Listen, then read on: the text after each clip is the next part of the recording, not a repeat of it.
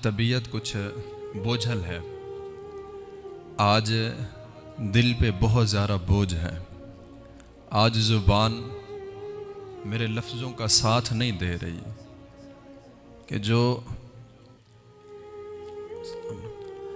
ईद उल अजहा के दिन हम ईद मना रहे थे, बेऐन ही उसी दिन स्वीडन नाम का मुल्क है, उसमें सरकारी सतह पर कुरान मजीद को जलाया जा रहा था। और ये उम्मत मुहम्मदिया की बेहिसी समझ लें कि हमारे पास सब कुछ होने के बावजूद भी हम कुछ नहीं कर सके। लम्हे फिक्रिया है, रोने का मकाम है, सोचने का मकाम है कि हम मुसलमान अपनी किताब की हिफाजत इस तरह कर रहे हैं कि गैरों को हम क्या पूछें कि हमारे अपने मुल्क पाकिस्तान में कुरान मजीद की बेहुरमतियाँ होती हैं। हज़रत जी अब यकीन जाने, हम होटल पे जाके जब खाना लेके आते हैं, जो अखबार में खाना लपेट के दिया जाता है उसमें कुरान मजीद की आयत होती हैं। जो नलकियां हम लेते हैं, धागा जिनके ऊपर लपेटा होता है, वो जिसके ऊपर लपेटा हुआ होता है वो गत्ता जो होता है, मैंने उसको एक दफ़ा खोल के देखा, उसमें कुरान मजीद की आयत लिखी हुई थी। कुरान मजीद हमारे घरों में अलमारियों में रखे रखे उनको दीमक खा जाती है, लेकिन हमें इतना फुर्सत नहीं होती कि हम उसको उठा के उसकी ज़ियारत करें, उसको पढ़ें।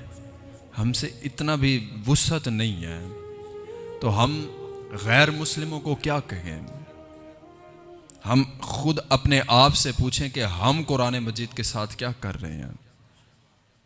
हमने कुरान मजीद के साथ क्या किया, जबकि कुरान मजीद हमारे लिए ज़िंदगी का एक नमूना है, एक मशाले राह है। हमने उससे क्या हासिल किया? कुरान मजीद की एक आयत को झुटलाना कुफर के मुताबिक है कि आप कुफर कर रहे हैं। जब कुरान मजीद हमें कह रहा है कि 5 वक़्त की नमाज तुम पे फ़र्ज है, कौन पढ़ रहा है? जब कुरान मजीद हमें कह रहा है कि खालिस चीज़ बेचनी है, कौन बेच रहा है? जब कुरान मजीद हमें कह रहा है कि कसम उठाकर माल नहीं बेचना, कौन बंदा है जो कसम नहीं उठाता? जब कुरान मजीद ये कह रहा है कि मुझे पढ़ो, मैं तुम्हें जन्नत तक लेकर जाऊंगा, कौन पढ़ रहा है उसको? कुरान मजीद की ये बेहुरमती नहीं है कि शादियों के मौका पर पूरा जितना भी फंक्शन होता है सारा का सारा अल्लाह रब्बुल इज़्ज़त को नाराज़गी का सबब है, आका करीम अलैहिस्सलातु वस्सलाम को नाराज़ करने का सबब है। सारा शिआर सब कुछ हमने गैर मुस्लिमों का अपनाया।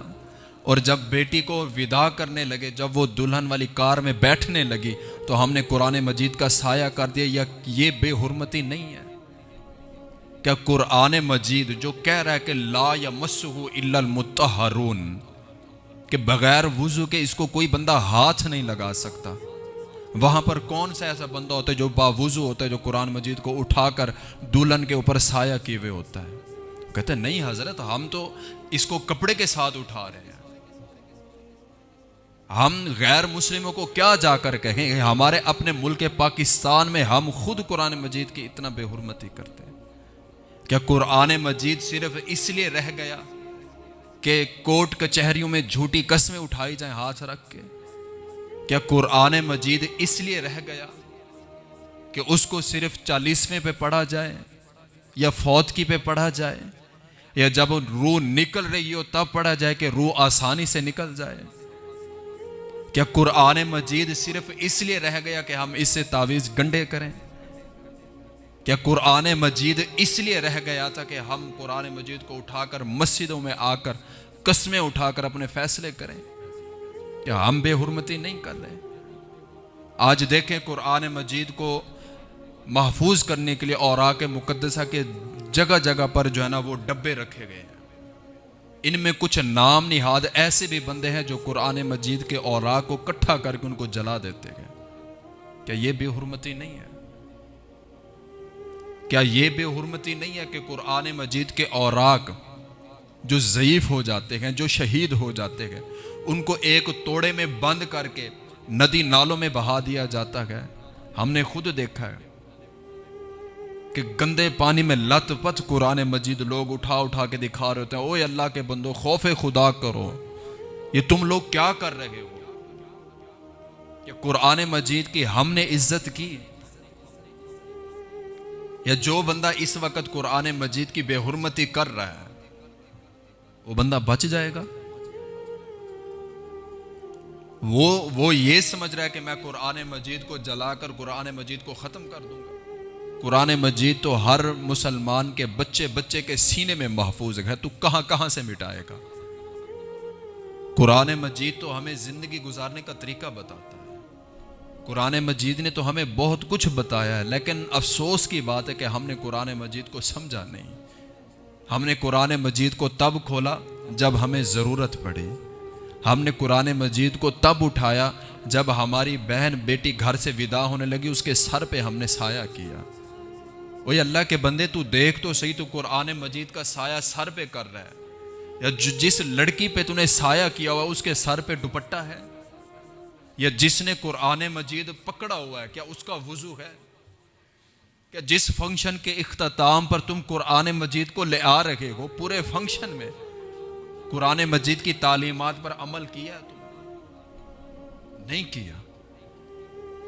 बस कुरान मजीद हमारे पास इसलिए रह गया कि हम इसको सिर्फ त्यौहार के तौर पर इस्तेमाल कर रहे हैं। कुरान मजीद हमारे पास इसलिए रह गया कि हमने इसको पढ़ना है, तावीज़ गंडे करने हैं, हमने इसको पढ़ना है तो कुल खानी पे पढ़ना है, या जब नज़ा का वक़्त हो, रूह निकल रही हो, तब हमने कुरान मजीद को पढ़ना है, वगरना हमने कुरान मजीद को हाथ नहीं लगा। मैं जगह का नाम नहीं लूंगा, पिछले महीने की बात है, जगह का नाम नहीं बताऊंगा। मैंने खुद अपनी आंखों से देखा है और मैं रोया हूं खून के आंसू। कुरान मजीद अलमारी में रखा हुआ था और उसको दीमक खा गई है। एक नहीं, 8 से 10 नुस्खे कुरान मजीद के थे, एक नहीं था। उस बदबख्त मलून ने तो एक कुरान मजीद जलाया, जो हम हर रोज कुरान मजीद की बेहुरमती कर रहे हैं, उसका हिसाब कौन देगा? क्या हुजूर पाक अलैहिस्सलातु वस्सलाम हमसे खुश होंगे इस वक्त? अगर मुल्क पाकिस्तान के झंडे को जलाया जाए तो बेहुरमती है। पार्लियामेंट हाउस में जाकर ऊंची आवाज में बात की जाए तो बेहुरमती है। कायदे आजम हाउस को जलाया जाए, बेहुरमती, हम उसकी भी मजम्मत करते गए। लेकिन यार कुरान मजीद जब जलाया जा रहा तो उसका नहीं पता किसी को, उसकी आवाज नहीं उठाई जा सकती। एक कौम, एक तहरीक, एक पार्टी ने पाकिस्तान के उन चीज़ों को नुकसान पहुंचाया जो पाकिस्तान की जो मुकद्दस चीज़ें हैं, तो उसके साथ क्या हशर हुआ है? यही काम हम उनके साथ नहीं कर सकते जो कुरान मजीद के साथ कर रहे हैं। बेहिस हो गए हम कहते हैं भाई हमारा दिन भी गुजर रहा है, हमारी रात भी गुजर रही है, हमें क्या लगे किसी से, हमें क्या लगे कुरान मजीद जो मर्जी जिसके साथ जो मर्जी करता रहे इसके साथ, हमें क्या?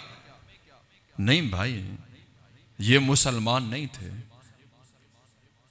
कुरान मजीद तो कहता है कि मुसलमान और मोमिन हमेशा सर बुलंद रहेगा। आज मोमिन मुसलमान सर बुलंद क्यों नहीं है? क्योंकि हमने कुरान मजीद की तालीमात को छोड़ दिया हुआ है, हमने कुरान मजीद की तालीमात को भुला दिया हुआ है।